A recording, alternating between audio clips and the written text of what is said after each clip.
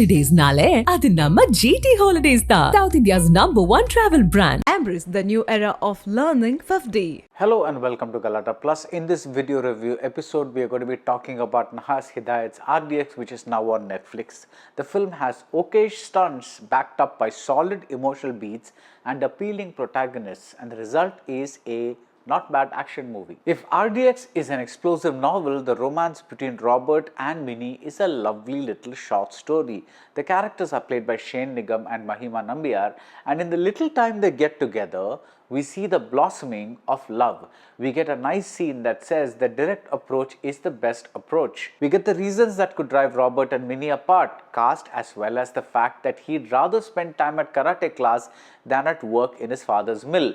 It is at this mill that the cutest moment unfolds when Robert indirectly attempts to solve the issue of getting married to Minnie. This scheme has to do with his older brother Donnie, played by Antony Varghese. This little love story, this short story, has both joy and sadness. Minnie enters the film saying that she wants to rough up a man. She leaves the film with this wish fulfilled. The arc is complete, it's a good bit of writing, and more importantly, it's just enough writing that such a film needs. Nahas Hidhayath's non-stop action movie opens with words uttered by Eleanor Roosevelt. The future belongs to those who believe in the beauty of their dreams. The quote instead could be something like this: the present belongs to those who believe in the power of their fists. Like the more elegantly written and elegantly made Tallumala, RDX is a series of brute action sequences. These are choreographed by Anbariv, and these are the reasons for the film's existence. But there is the backbone of an emotional story. Lal and Mala Parvati play the parents of Robert and Donnie. Early on, as they prepare to leave for a church festival, we see her weeping that their son isn't home. We think that she's talking about Donnie, who we have just seen near the church, and we think there is some father-son conflict or something like that.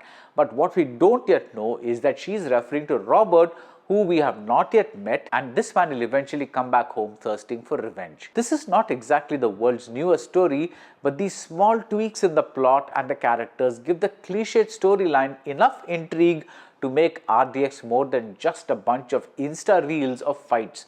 For instance, the writers Adarsh Sukumaran and Shabas Rashid split the screenplay into two timelines. This gives us an indirect sense of how long certain feelings have festered. The indirect way the primary villain Paulson, played by Vishnu Agastya, is brought in as someone's brother. That's interesting. All the performances are solid, and it helps that apart from the central scene of home invasion that's intended to make us side with one set of characters over another, nothing else is treated with melodrama. Even a big twist in a romantic angle is presented in the most matter-of-fact manner.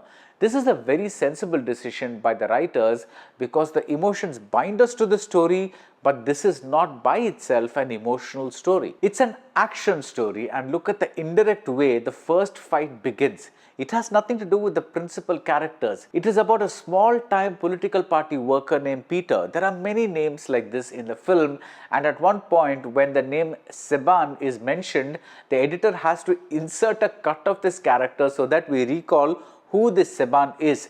But if Seban and Ratish and Davis are unmemorable as individual characters, their presence adds texture and density to the story of war between a colony of troublemakers and the relatively upper-class trio of R and D and X. R and D, of course, stand for Robert and Donnie. Neeraj Madhav plays X, as in Xavier. His character is the most underdeveloped of the three, and you get the feeling he is there strictly so that the acronym of these three names can form a big blast of a title, because RD doesn't quite have the same ring or the same impact. The Unburied duo staged the fights in a variety of locations and scenarios, from a church festival to a carnival to a boat to the streets of the colony. The latter is the highlight, not just because it is staged so well, but because for a large part it avoids the use of the most overused trope of Indian stunts, the slow-mo shot. When a man on a bike approaches another man and takes a swing at him, the real time of the action leaves us with a visceral thrill. The rest of the fights aren't as powerful because they follow the pattern of mass movies.